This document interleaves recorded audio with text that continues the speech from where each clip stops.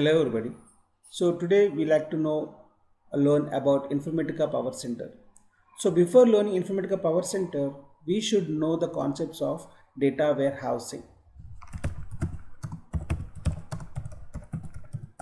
So what is this data warehousing? So why do we need the concepts of data warehousing? So generally in Informatica Power Center, we try to load different kind of tables like fact tables or dimension tables. So what is this fact table or dimension table? So that kind of information is given in your data warehouse. So without knowing your data warehousing concept, there's nothing to do in your Informatica Power Center. So let's talk about data warehousing first, and then we can get into our Power Center. So the first thing, how this particular data warehousing concepts came into the market or came into the picture. So earlier, how our business people used to be. So let's talk about that first, and later we can go forward. So I'm going to mispaint so that I can give you a small kind of description over here. See here, I think that this is just a small forward junction of a small town. Okay, and here in this area you have a retail store. So think that you are in 1980. Okay, suppose you are in 1980 and you have a small retail store. So now assume yourself as a owner of this particular retail store over here. So now, as the owner of a retail store, what kind of information do you store? So generally, like as a owner, I like to store the information of my products, because I need to know what kind of products I keep in my store. Second thing, I also need to have the information of my employees, because who works under me and what are the things I need to go with them.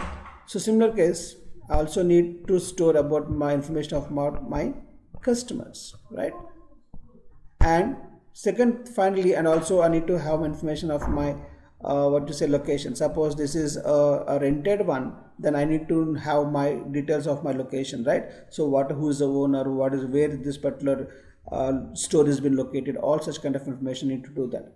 And also like suppose like what are the products I kept in my store is been disposed of, I just sold it out. So what I need to do again, I need to bring it back into my store so that I can continue with my business, right? So to whom do I need to contact to get my products again back to my store? That's nothing but my vendors. So right, so in such scenarios we have a lot of things here. So these are nothing but different departments of data where we need to store as the owner of a retail store. So now suppose like how do you store the data for all these departments which you saw on the screen now? So see, you are in 1980. So think, how do you store this data? In general, we store the data in books, because in 1980s or 1975s we do not have that much good knowledge on computers, I can say. Okay, so in those scenarios what we do, we used to try to write the data or store the data in the form of books, and those things are known as like ledgers. Earlier you used to have this. So now think that you kept one book per month. I mean each department one book per month. So it's for a monthly, it's yearly wise, it will be 12 books, right? So now totally if you can find it out here, you can find it like around 60 books, correct? So now this is for 1 year. So now think you are in 2019. So how many years gone? So it's around like 20 plus 39 years. So think that you're trying to store the data in books only for the long term, right from 1980 to till now. So now how many years go? 39 years gone. So now suppose I want to know that who is the best customer in my location in 1985. Who is the best customer in my location in 1985? I just want to know who is the best customer. That means I want to generate a report out of this to know who is the best customer in this location in 1985. So how do you get the report out? So where the data is in now? So you know that the data you wrote in ledgers, right? So that means those are nothing but books. So now how could you get the data out? By looking into the books of that particular year for your customer and your location. Anyway, the customer is the main priority one over here. So now how many customers will be there now? So on average, daily if you keep like on average of 100 customers for a year, it will be around 36,500 customers. So among this 36,500 customers, is it an easy task to get out the report saying that yes, he or she is the best customer? No, right? Because you need to include lot of factors inside that, lot of things you need to take in care of them, and finally you need to come out saying that among these many 36,500 customers, he or she is the best customer. So is it an easy task? Obviously no. So you may take a very long time to get the report out because you are trying to scrutinize very huge amount of customers. 36,500 is not a small amount of customers. Okay. That means I can clearly say that we have complexity in generating the reports.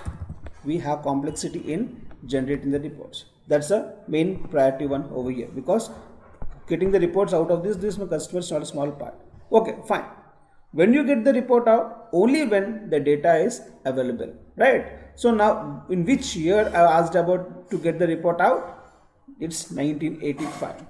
What do you think, like how the status of the books will be? So you are in 2019 now. So I am asking around like 33 years back book or 34 years back book. So what the status of the book will be? It may be good state. If it is a good state, then yes, you can get the reports out. Suppose the book is half eaten. What about the other half? The other half is eaten by rats. You may as possible, correct? And also at that time you may write in with the help of ink pens. If any small water drop falls on the data, the data may get blurred out, and finally you may not see the exact data out. Correct? So there's a lot of chances where you may lost your data. You may lost your data because of such kind of things. Because since the data has been stored physically in books, what's happening over here is like due to rat problems or due to some kind of pest problems or due to some like blurring of data, all such kind of scenarios, what's happening finally, it lead to losing of my data. So I can say that second point over here, see like we have insecurity of data. We have insecurity of data. So now these are the two main points where business people used to struggle at earlier days. Okay, so now how to get rid of these two things? One thing, data insecurity, or if data is perfectly alright, then how could you generate the report easily? There is the main two things over here. For that reason being, in that such kind of scenarios, in 1993, we have a data warehouse concepts came into picture. Data warehouse concepts came into the market. So the concept said that, but still now you have stored the data in books. That's good, no problem. But due to that, you are facing two issues. One is like complexity in generating the reports, other one is like insecurity of data. So in order to avoid that, in order to come out of that, so I have a concept. So what is that? So what is that concept? Business people asked. So they said, instead of storing the data in books, why could you store the data in database? Right? For that reason being, from there onwards, you can have a security of data. So what business people asked, what is this? What is this database? Or what is this computers? So what happens if I store the data? So they came up saying that if you store the data in a database, then your data is no more stored physically, but it's stored virtually. It is stored virtually. So since it's stored virtually, there will be no rat eaten books. There is no pest problems. There is no blurring of data, nothing.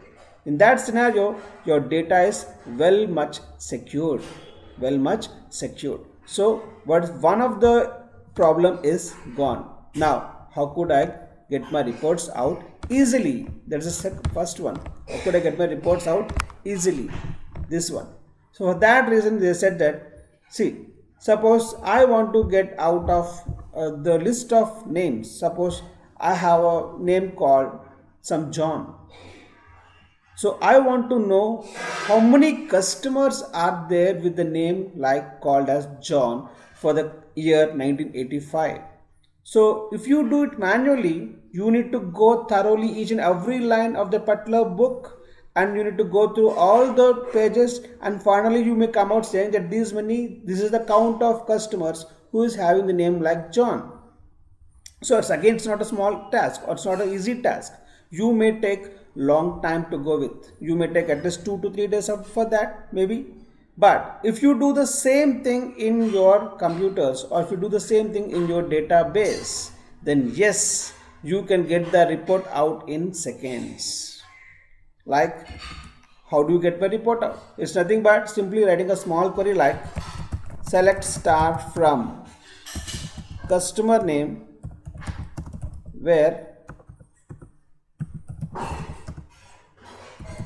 customer name equals to John. If you wrote such kind of query in the database, automatically it gives you the report out in seconds, where it takes long time when you do it manually. So this is how where this really helpful for you. And that's from there onwards, business people started storing the data not in books but in computers. From there onwards, your dataverse and concepts came into picture. So now, who brought these concepts? So of course, we know the concept. This is the concept. But who brought this? Who are the fathers of these concepts? So let us know about that. Now, so that one, the first one, we have two fathers for data warehouse. One is like W.H. Bill Inman. Second father is Ralph Kimball. So these are the two fathers of a data warehouse who brought this concept out over here. And among these two fathers, W.H. Bill Inman father's definition is well much known to all, and it's very popular when compared to my Ralph Kimball definition. So what definition does Inman said? Let's see about that now. He said that simple one, a data warehouse is a subject oriented, integrated, time variant, and finally non-volatile. So these are the 4 points set by Bill Inman. Simply saying 4 terms, is it really meaningful? Is it really understandable for the other people who does not know the concept of data warehouse? No, right? So we should understand each and every term what actually he said. So let's talk about the first one, subject oriented. So this is like, let's go with small example. In general, when we are in childhood, okay, we used to have a lot of subjects, right? Like science, or like we have mathematics, or also we have some kind of like English, right? And also we have kind of some history. So these are nothing but different kind of subjects we do have when we in childhood, right? When you're trying to learn your 5th class or 6th class, you need to use all these kind of subjects. Now suppose when you go into school, think that you don't have any books with you. I mean, you don't have any bag to carry all these books. So what you thought, like, okay, let me carry all my books in a single hand and walk towards my school. So sometimes what happens, like one of the book may fall down because you may not hold your books all the time at the same time. I mean, all the time at a particular kind of thing, right? So what happens, some books may fall down. So later on you again pick the book up, keep in your hand again, you go to school. So this is like a hectic part for you on when you go to school. So what you thought, like, okay, let me bind up all the books. Let me bind up all the books once, so that it will be like all in one for me, and I'll be having only one book. I'll be having only one book over here. Okay, so that the books may not fall down, and I'm happy to carry with my all data over all books over here. So what I did, I just bind up all the books, and I went to school now. So now I have one book in my hand now, and I went to school, and finally my history teacher came into the classroom, and he said that please open one concept, so and so concept. So now what you do, you keep your big book on the desk, you start rolling the pages from science, later maths, later English, finally you had your history. So by the time you go to the history book, and again internal to that, by the time you go to the actual concept where your faculty asked, where the teacher asked, by that time your class may over, because you are busy in rolling the pages of that big book. But finally what happened, you are not able to hear the class, and your class is over by the time you open the actual concept of the particular history book. Okay, so now what you thought, like, this is a little bit hectic part for us. So why can't we divide the books again, so that I can pick my history book immediately when the history teacher comes into the classroom, or the respective teachers comes into the classroom. So what I did, I separated my books again into different books, and finally once now I had my history teacher into my classroom, I'm able to pick my history book directly. So in this scenario, what's happening here, in this scenario, I'm able to pick my data, or I'm able to pick my book more quicker than earlier case, when I'm having the all-in-one book, all binded book, all subject binded book. Correct? So here you increased your performance by dividing the book into a separate books now. So similar case, we also have, as the owner, you told that you will be storing the data for your customer, and similarly you will be storing the data for your employee, and similar case you'll be storing the data for your vendors, right? And finally some other like sales data, all these things. So similar case, as you've done all the things like binded all the subjects as one book, one in all book. Similar case, if you try to store the data of all the related department in one table, and now suppose I want to know who's the best customer so and so time, then what you do, you are unnecessarily looking into your sales, your vendor information, your employee information, and finally your customer information. So anywhere earlier, if you thought of like English teacher came into the classroom, when you get the English concept, you stop there, because you got it and you stopped there. You never looked into your history books, because as a manual we know what's happening here, but computer does not do like this. Suppose even though I ask for customer, even though it's in the first segment of the data, it never stops. It looks for whole data. That means it gives you the whole table scan. It gives a whole table scan. It never stops until it reaches the last row. Okay, it goes and checks for each and every row and checks for the condition got matched or not. So unnecessarily you're looking into the other department data, as you did in here when you have your one in all. So when the history teacher comes into class, you unnecessarily looked into your science, your maths, your English, and finally now your history. Similar case here also, when I asked about my customer, I'm unnecessarily looking into my employee, vendor, and sales.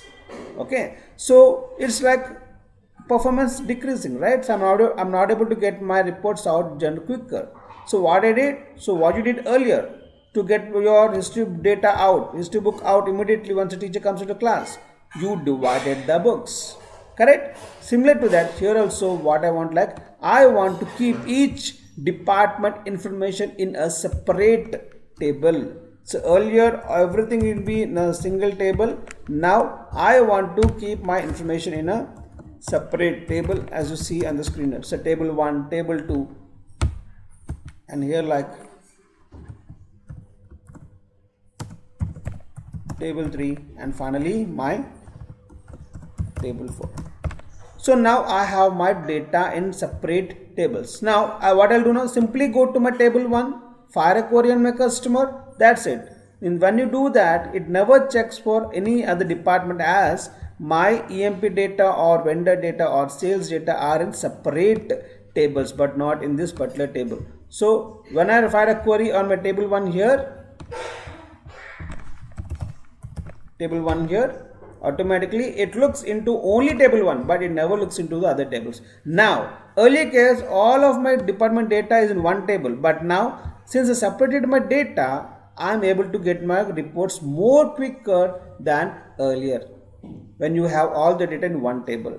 So what Father wants to say is that each and every table what you have in your data warehouse is a subject oriented. If I say it's a customer table, yes, you can find only customer related stuff. If I say it's an employee table, yes, I can find only employee related stuff, but no other department data inside it.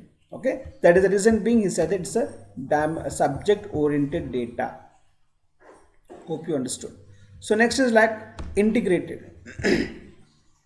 So this is again simple thing. So earlier, like you have a retail store, only one store in the town. So later on, when you're going forward towards your 2019, you can find a lot of customers coming up. Okay, so now at the same time you may also increase your business by having multiple branches. Now think that this is a branch 1 you have in some area, this is a branch 2 you have in some area, and similarly this is my branch 3 you have in some area, and this is your headquarters where you have your whole information over here. So this is my data warehouse, I could say. Okay, so now in a branch 1 you will be having your employees, customers and product. Similarly in branch 2 you will be having your employees, customers and product. Similarly in branch 3 you will be having your employees, customers and product. Now we know that for each and every employee in every branch, on the day 1 of my every month I should give the salary. Correct? As a owner you should give the salary for each and every employee, for all the employees working in all the branches. So from where do you think the salaries for these employees will be get released? Employees working at branch 1, employees working at branch 2, employees working at branch 3. So from where do we get the salaries get released? Are they from branches or from headquarters? It's obviously from headquarters, right? Because headquarters releases the salary. From there you get to the branches, and from branches you give to your employees. That is the general things happens. So now how would the headquarters know who are the employees working in branch 1, branch 2 and branch 3? So for that, before releasing the salaries, they should know who are the employees are working for them and how many employees are working for them. So to get all this information, what I'll do, I'll collect the data from my branch 1, I collect the data from my branch 2, similarly I collect the data from my branch 3, and finally push it into my employee information in my data warehouse. So the data or the table which you see in your data warehouse, it contains the data related to my whole enterprise level. So what you're trying to do here, I'm trying to integrate the data coming from all the branches and finally pushing the data into my target or main employee table at my data warehouse. So Father wants to say that whatever the data you see in your data warehouse, it's not related to only a single branch or so, but it's the whole related to whole enterprise level. The data is integrated from all the branches and finally sent to my main table over here. So that's the meaning of my integrated. So integrated means whatever the data you see in your table, that belongs to the whole enterprise level. All the data coming from my branches are being joined together, integrated together, and finally push that data into my main table at my data warehouse. That is the meaning of my integrated. Okay, next is my time variant. So time variant is very simple. This is like See here, generally you started your store around like 1980 and now you are in 2019. So can I generate my report for 1985? Yes, I can because I had my data. Can I generate the report for 2017? Yes, I can do. Can I generate the report for 2020? No, because the data is not available and future is also. Or similar way, can I generate the report for 1979? No, this is also not possible because I don't have my data. So, based upon the availability of the data within this particular limit, you can generate the reports for any year or any kind of reports you want to generate. So, time varied means you can, based upon the time period, you can go to any year and you can generate the report. That's the meaning of time varied. Very simple. Next, non-volatile. So, what is non-volatile? So, let's go with a small example here again. Suppose you are very much awaited to watch one movie. Suppose I'm not naming any movie over here. Okay, think that one movie. So one movie, a movie called like movie one. So now you are the person who are very much awaited for this particular movie, and the movie got released, and now you are very sensible person. You don't want to waste your money simply like that. Okay, so now what you want to take the reviews of the movie, and finally you want to proceed whether you want to see watch that movie with your family or not. So now after 1 week you asked a person one, how is the movie? He said it's a blockbuster. So now what thing you have in your mind now? In general, when you say it's a blockbuster, you what you think is like, okay, let me watch immediately. Let me watch immediately. That's what you have in your mind now, right? Suppose similarly, after some time you ask to some other person, person 2. He said it's an average. It's not that much. It's okay. It's okay movie. So once you say people like that, it's okay, not that much good, then do you have the same impression what you have earlier when the person once said it's a blockbuster? Obviously no. Correct? Because here in this scenario, you want to watch it immediately, but now you may watch later, not now. Because you want to enjoy with your family and you want to go to such a movie where it really entertains you and your family. So and similarly, now what happened, like you went to a third person and you asked him, he said it's a disaster. It is really disaster. So now what you have in your mind now? Do not watch.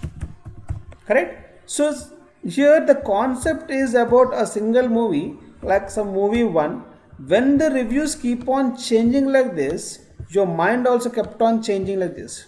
Okay, so what I want to say is that if the review is constant throughout all the person, then you can take the decision. But if the review is not constant like this, if it keep on changing like this, then automatically your mind also keep on changes. That means you are not able to take any kind of decisions. You are not able to take any kind of decisions on this particular movie. So is it I need to watch it, or movie watch today, tomorrow, or never watch it? You are not able to take a decision because the reviews is keep on changing like this. Similar to this, if the data in my data warehouse keep on changes like this, then how could I take my decisions?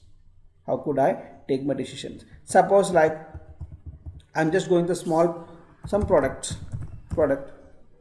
So some products X, product X.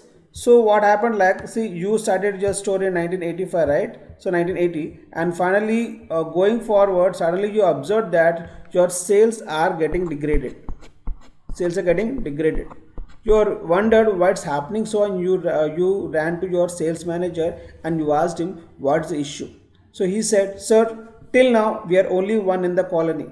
If you have remembered, you have only one in the colony over here in this area, but now we are not. So we have competitors around. So we have a lot of stores around now. We are not only one in the colony or one in the town over here. So other persons are giving offers. Other persons are giving offers where we are not giving any kind of offer.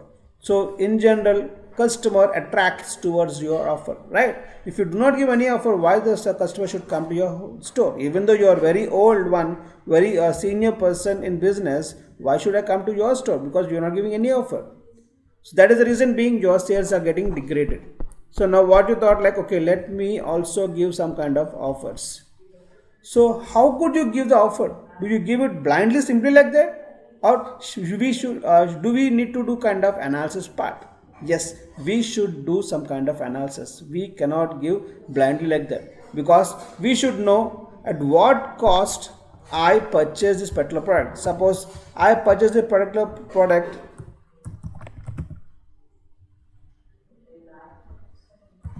purchased at $10, and similarly I am selling this at $20. So now I have a profit margin of $10 now, right? I'm having the profit margin of $10. So since I'm having profit of $10, for that reason being, I can give a pen free of $1.5, because I still have 8.5 rupees, $8.5 with me. I still have $8.5 with me as a profit margin. So for that reason being, okay, I thought of giving it a pen free. But after a few days, you did not implemented the offer yet, but after 2 days, you again thought of getting the reports out. Now you found that you are purchasing at 20 and selling at, okay, you are purchasing at 15 and you selling at 20. So now you have only 5 rupees in your hand. $5 or rupees or dollars, whatever it is, you only $5 in your hand now. So still you give the offer.